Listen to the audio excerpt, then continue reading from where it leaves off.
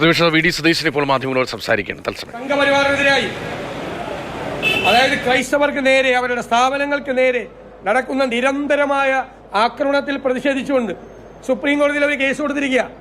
അപ്പോഴാണ് ഇവിടെ വീട്ടിൽ കയറിയ ഒരാളാന്ന് പറയുന്നത്.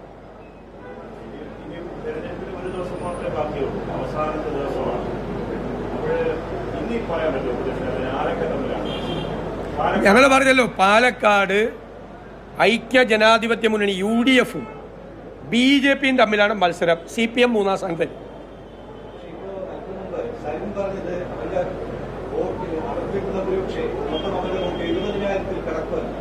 അത് ഏത് സ്ഥാനാർത്ഥി അങ്ങനെയല്ലേ പറയുള്ളൂ.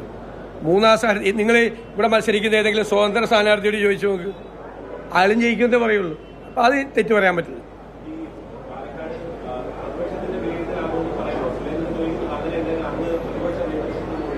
അല്ലല്ല, ഞാൻ ആദ്യമേ തൊട്ടേ വ്യക്തമാക്കിയിട്ടുണ്ട്. ഞാൻ പറഞ്ഞല്ലോ, ഏതെങ്കിലും എൻ്റെ സ്ഥാനത്ത് ഇരുന്നുകൊണ്ട് ആരെങ്കിലും ഇതുപോലെ പറഞ്ഞിട്ടുണ്ടോ?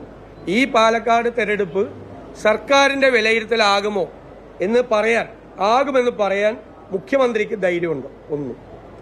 അപ്പം ഞങ്ങളോട് ഒരു തിരിച്ചു ചോദ്യം ചോദിച്ചു.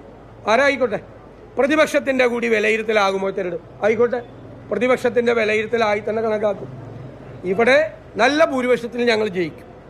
എന്ത് കുറവ് വന്നാലും അതിൻ്റെ പൂർണ്ണമായ ഉത്തരവാദിത്തം എനിക്കാണ്. അല്ലെ, അതപ്പോൾ തീരുമാനിച്ചാൽ മതിയല്ലോ. എന്ത് കുഴപ്പം വന്നാലും അതിൻ്റെ പൂർണ്ണമായ ഉത്തരവാദിത്തം എനിക്കാണ്. വിജയം ഞങ്ങളുടെ ടീം വർക്കാണ്. ഞങ്ങളുടെ അസാമാന്യമായ ടീം വർക്കാണ്. ഞാൻ അവകാശപ്പെടുന്നത് കഴിഞ്ഞ 50 വർഷക്കാലം കേരളത്തിൽ കോൺഗ്രസും UDF-ഉം നടത്താത്ത പ്രവർത്തനമാണ് ഞങ്ങൾ ഈ ചേലക്കരയിലും പാലക്കാട് ഞങ്ങൾ നടത്തി.